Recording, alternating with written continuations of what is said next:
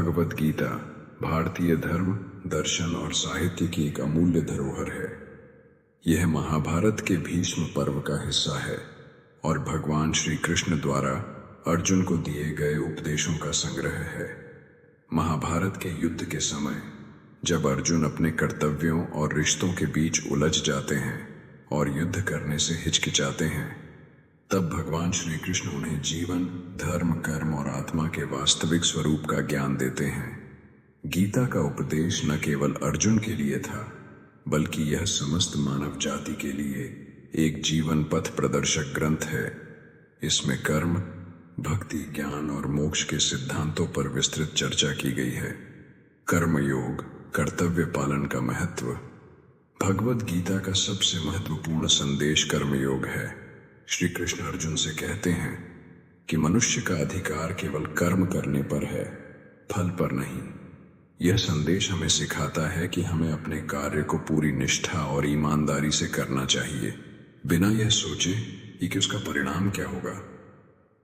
फल की चिंता कि बिना कर्म करना ही सही कर्मयोग है। जब हम कर्म फल की चिंता करते हैं तो हमारे भीतर मोह, क्रोध और भय जैसी भावनाएं उत्पन्न होती हैं जो हमारे कार्यों को प्रभावित करती हैं। इसलिए कर्म का फल भगवान पर छोड़कर निरंतर प्रयास करना चाहिए। गीता के श्लोक में श्री कृष्ण कहते हैं, कर्मण्येवाधिकारस्ते मां फलेषु कदाचन मां कर्म फलहेतुर्भुर्मा ते संगोस्त्व कर्मणि। अर्थात तुम्हारा अधिकार केवल कर्म करने पर है, लेकिन फल पर नहीं। इसीलिए फल की आसक्ति छोड़कर कर्म करो। आत्मा और शरीर का भेद गीता में भगवान श्री कृष्ण अर्जुन को समझाते हैं कि यह शरीर नाशवान है, लेकिन आत्मा अमर और अविनाशी है। आत्मा का न तो जन्म होता है और न ही उसकी मृत्यु होती है। यह शाश्वत, अजर और अमर है। शरीर को बदलने का अर्थ आत्मा का नया शरीर धारण करना होता है, जैसे पुराने वस्त्र त्याग कर नए वस्त्र धारण करना। इस संदेश से हमें यह शिक्षा मिलती है कि मृत्यु एक बदलाव है, न कि अंत।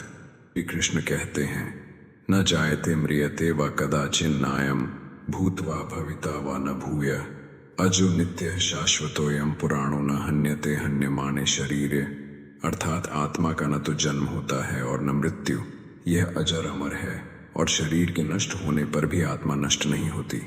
संभव और समत्व की शिक्षा भगवद गीता सिखाती है कि जीवन में सुख दुख, लाभ हानि, जय पराजय के बीच संभव रखना चाहिए।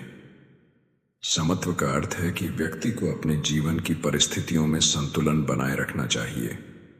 जब हम जीवन की हर परिस्थिति को संभव से देखते हैं तो हम मानसिक शांति और स्थिरता प्राप्त करते हैं।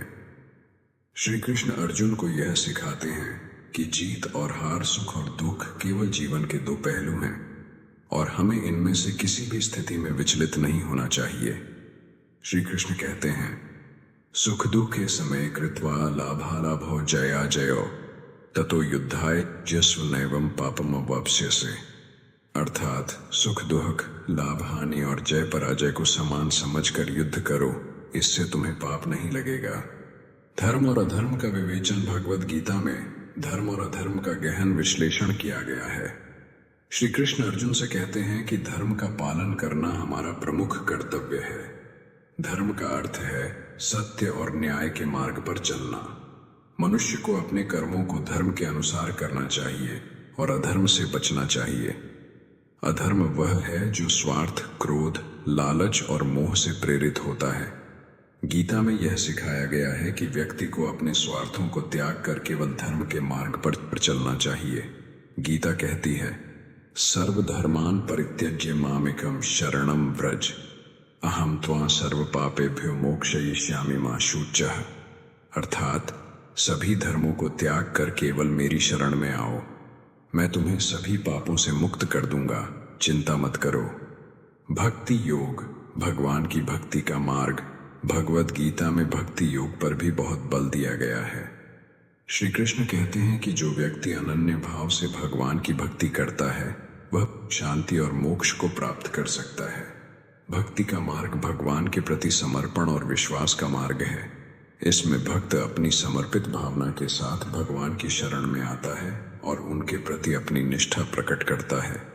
गीता के अनुसार भक्ति योग वह मार्ग है जिसमें भगवान अपने भक्त को स्वयं मोक्ष प्रदान करते हैं। गीता के श्लोक में श्री कृष्ण कहते हैं, अनन्याश्चिन्तयन्तो मां ये जनाः पर्युपासते तेषां नित्याभियुक्तानां योगक्षेमं वहाम्यहम्। अर्थात जो लोग मुझे अनन्य भाव से भजते हैं उनकी योग और क्षेम, जीवन की आवश्यकताओं और सुरक्षा की चिंता मैं स्वयं करता हूँ। ज्ञान योग, ज्ञान का महत्व। भगवद गीता में ज्ञान योग पर भी बल दिया गया है। श्री कृष्ण अर्जुन को बताते हैं कि आत्मा का सच्चा ज्ञान ही व्यक्ति को अज्ञान के अंधकार से निकाल सकता है। ज्ञान योग का अर्थ है स्वयं की आत्मा का ज्ञान प्राप्त करना और यह समझना कि हम शरीर नहीं, आत्मा को समझना, उसका अनुभव करना और उसकी शाश्वतता को जानना ही सच्चा ज्ञान है। जब व्यक्ति ज्ञान योग में स्थिर होता है तब वह मोह, क्रोध और अहंकार से मुक्त हो जाता है। श्री कृष्ण कहते हैं, ज्ञानाग्नि सर्वकर्माणि भस्मसात् कुरुते अर्जुन। अर्थात ज्ञान रूपी अग्नि सभी कर्मों को भस्म कर देती है। आसक्ति और मोह का त्याग। गीता का एक प्रमुख संदेश यह भी है कि मनुष्य को मोह और आसक्ति का त्याग करना चाहिए। जब व्यक्ति किसी वस्तु, व्यक्ति या परिस्थिति से अत्यधिक जुड़ जाता है तो वह अपनी आत्मा के वास्तविक स्वरूप से दूर हो जाता है। मोह और आसक्ति मनुष्य के आत्मिक विकास में बाधा उत्पन्न करते हैं। श्री कृष्ण कहते हैं कि जब हम आसक्ति से मुक्त हो जाते हैं तब हम सही मायने में स्वतंत्र होते हैं और आत्मज्ञान की ओर अग्रसर होते हैं। ईश्वर सर्वव्यापी हैं। भगवान श्री कृष्ण अर्जुन को बताते हैं कि ईश्वर सर्वत्र हैं और हर प्राणी में निवास करते हैं। वह संसार के कण कण में विद्यमान हैं और सब कुछ उन्हीं की शक्ति से संचालित होता है। इसलिए हमें हर कार्य में भगवान की उपस्थिति को महसूस करना चाहिए और उन्हें समर्पित भाव से भजना चाहिए। जब व्यक्ति इस सत्य को समझता है तो वह भगवान के प्रति समर्पित हो जाता है और उसे जीवन में वास्तविक शांति मिलती है। श्री कृष्ण कहते हैं, मयि सर्वाणि कर्माणि सन्न्यस्याध्यात्म चेतसा निराशीर्निर्ममो भूत्वा युध्यस्व विगतज्वर। अर्थात सभी कर्मों को मुझ में अर्पण कर आसक्ति और मोह से मुक्त होकर कर्म करो। निष्कर्ष भगवद गीता का सार यही है कि मनुष्य को जीवन में अपने कर्तव्यों का पालन निस्वार्थ भाव से करना चाहिए, भगवान पर विश्वास रखना चाहिए और परिणाम की चिंता किए बिना कर्म करना चाहिए।